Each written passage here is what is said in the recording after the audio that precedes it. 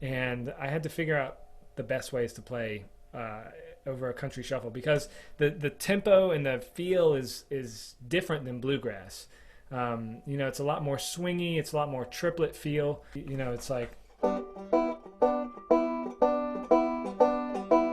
triplet, triplet, triplet, triplet, triplet, triplet. So soloing over it, like just doing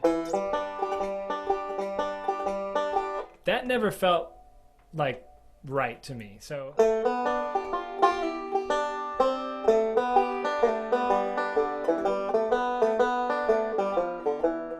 like that sounds okay, and if it's in the right rhythm and timing, then it sounds fine. But there's some cool things that you can do vocabulary wise that take that to the next level.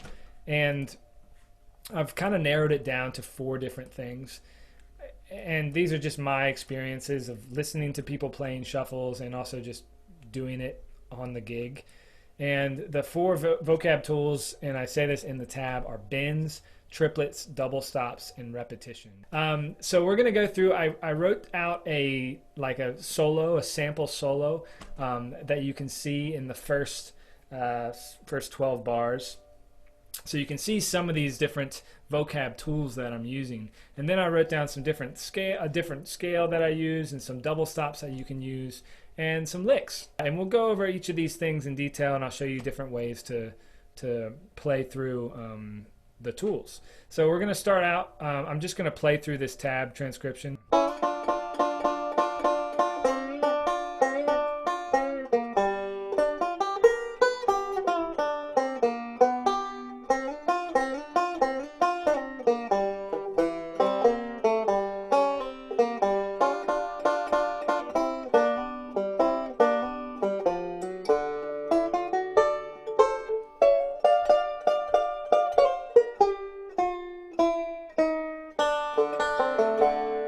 We'll just go through this measure by measure because there's lots of juicy stuff. This first lick is repetition. And I love this because it's super easy for beginners, and it works. It sounds tasteful for intermediates and advanced players too. So I'm just sliding in from the 2nd fret on the 1st and 2nd strings to the 3rd fret on the 1st and 2nd strings. And you don't have to do what I did in the 2nd measure. You can actually repeat it in the 2nd measure. So you could even go down,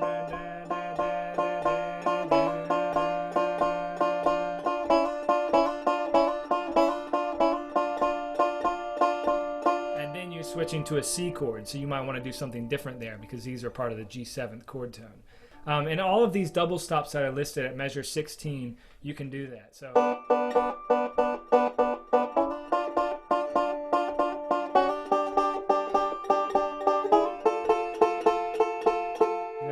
That works really, really well over a G chord. And then...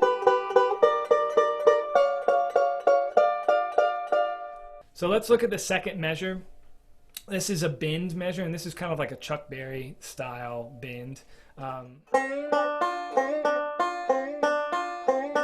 Again, one that you can use repetition on. And I'm using if you see what I'm doing in my left hand, I'm using my middle and my ring finger to bend those notes. I'm not using just my ring finger. I'm using both middle and ring to bend those.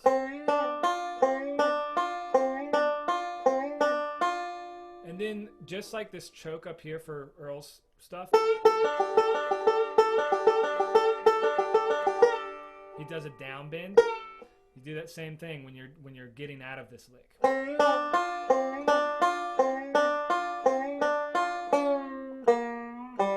So you do a down bend on that 5th fret.